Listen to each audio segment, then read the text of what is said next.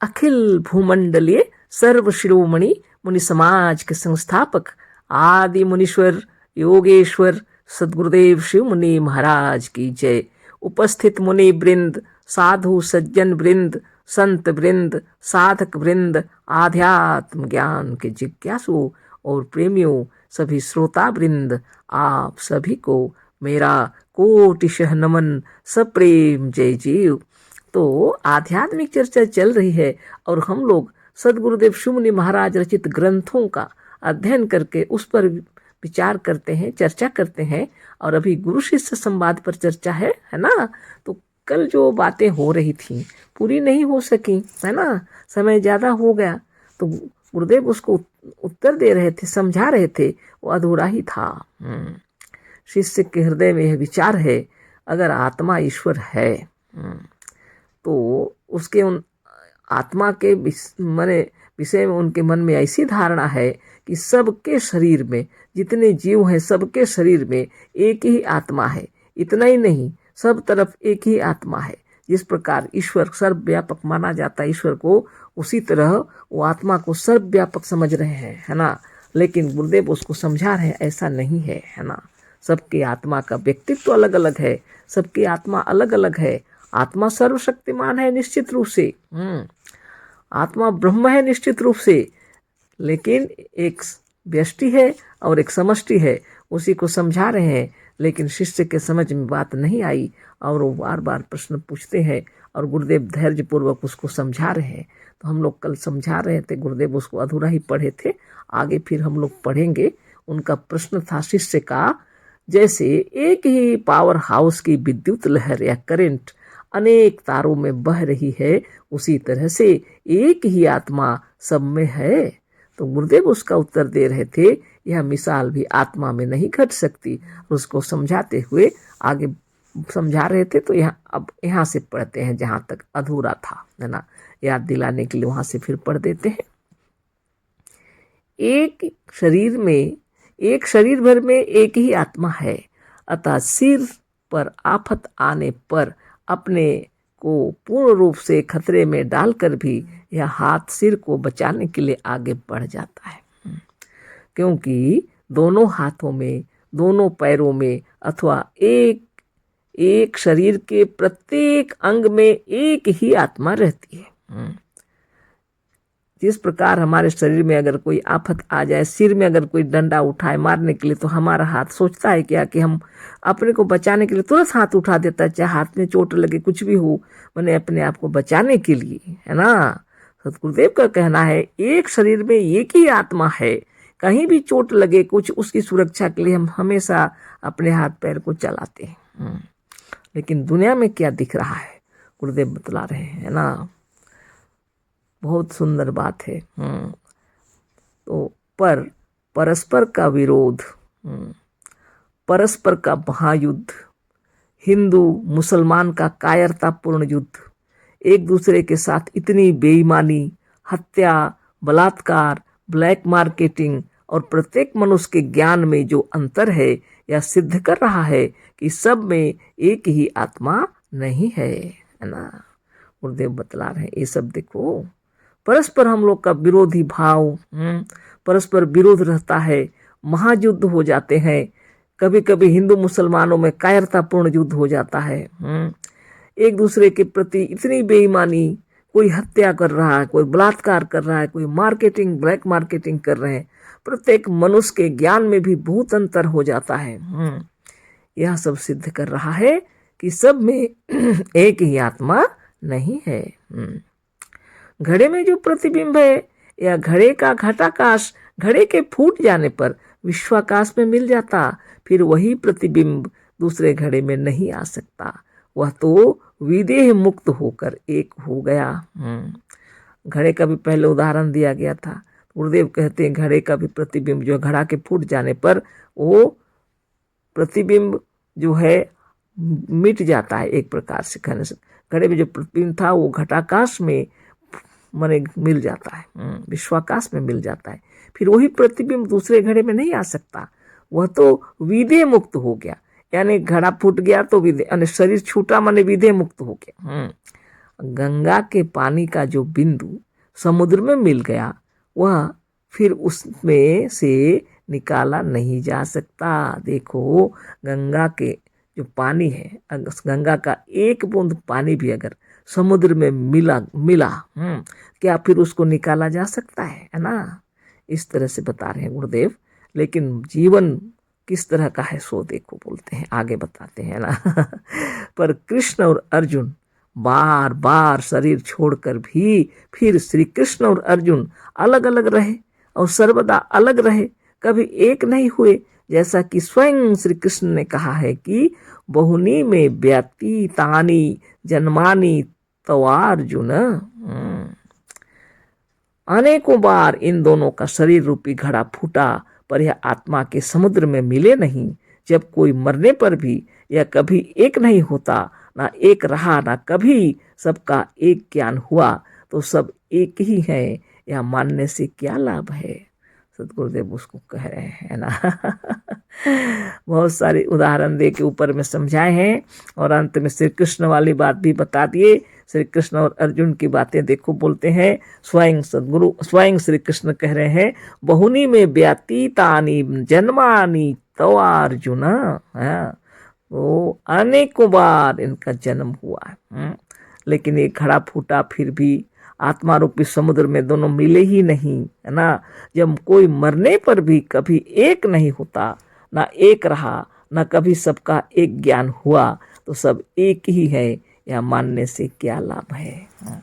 आप चाहे हजारों मानिए, कहने का मतलब है ना कि यह घड़ा फूट जाने से या प्रकाश जिस तरह से प्रकाश में विलीन हो जाता है, या इसी प्रकार यह मनुष्य आत्मा या जितने जीव है जब शरीर छोड़ते हैं तो स्वयं समुद्र में, आत्मा के महासमुद्र में विलीन हो जाते हैं, मिल जाते हैं। ये जो तुम विचार बता रहे हो यह ठीक नहीं है, गुरुदेव बता रहे हैं। क्योंकि स्वयं श्री कृष्ण और अर्जुन कई कई बार जन्मे, है ना, कई कई बार शरीर छोड़े, लेकिन वो मिले नहीं। मरने के बाद भी जब वो अलग अलग रहे, कभी आत्मा रूपी समुद्र में मिले नहीं। तो इस तरह से मान के क्या लाभ। जो मानने से थोड़ी होता है, यह नियम है, नियम अटल है और यह कभी बदलता नहीं। यही समझा रहे हैं सदगुरुदेव, है ना। तो आप हो या हम, कोई भी है, गुरुदेव के विचार के अनुरूप ही है हम लोग वास्तव में। हाँ, कोई किसी की आत्मा कभी भी मरने पर एक दूसरे से कभी मिली नहीं, ना मिलती है, ऐसा नियम ही नहीं है। सबका व्यक्तित्व ही अलग है ना।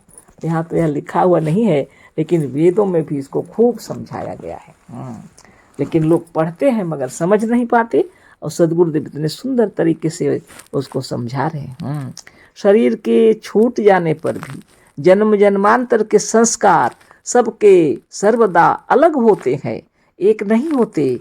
एक विधि मुक्त होने पर बद्ध के अपार कष्टों का अनुभव नहीं करता। यदि करता होता तो कभी मुक्ति के सुखों का अनुभव नहीं कर पाता। शरीर छूट जाने पर भी जन्म जन्मांतर के संस्कार सबके सर्वदा अलग होते हैं, एक नहीं होते।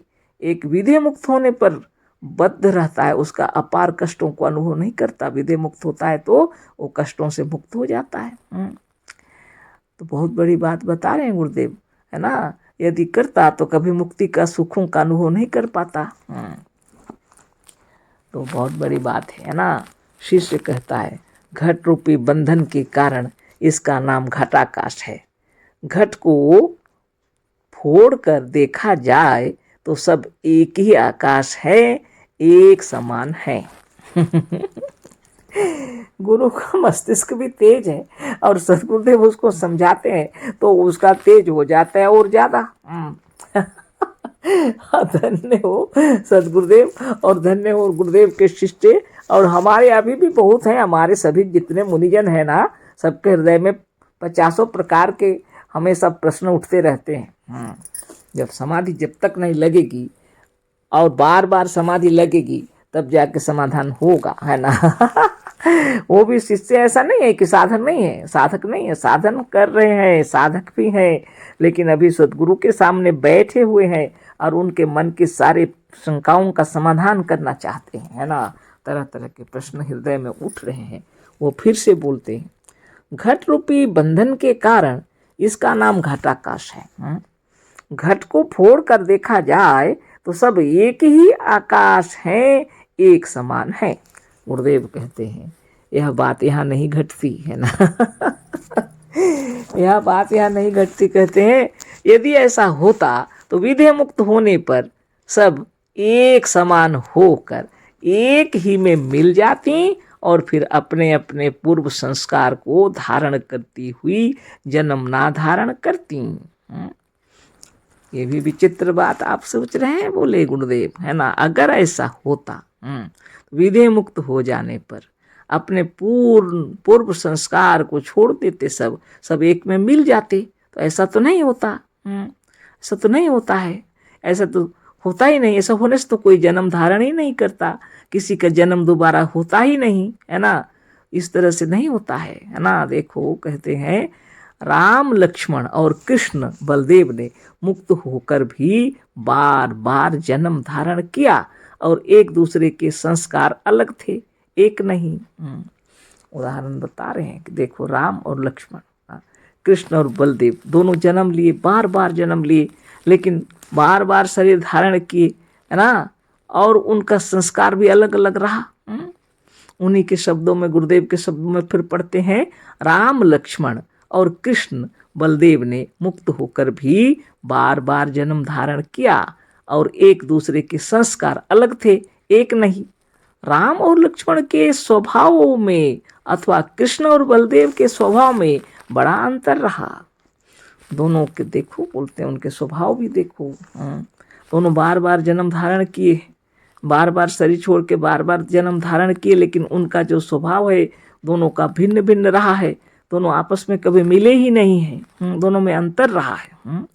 दोनों मुक्त थे, पर दोनों के स्वभाव और संस्कार में जो बराबर अंतर रहा वह सिद्ध करता है कि मुक्त होने पर भी सब मुक्त आत्माएं एक नहीं हुई। तो ना मैंने विचार आप कर लीजिए, स्वयं जो मुक्त हो जाते हैं वो भी यह सोचते होंगे कि हम मुक्त होने पर ईश्वर से मिल जाते हैं।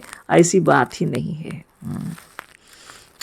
राम और लक्ष्मण, कृष्ण और बलदेव का उदाहरण दिए गुरुदेव। ये लोग बार बार शरीर छोड़े, बार बार जन्म लिए, लेकिन फिर भी उनके संस्कार भिन्न भिन्न हैं, स्वभाव भी भिन्न भिन्न है।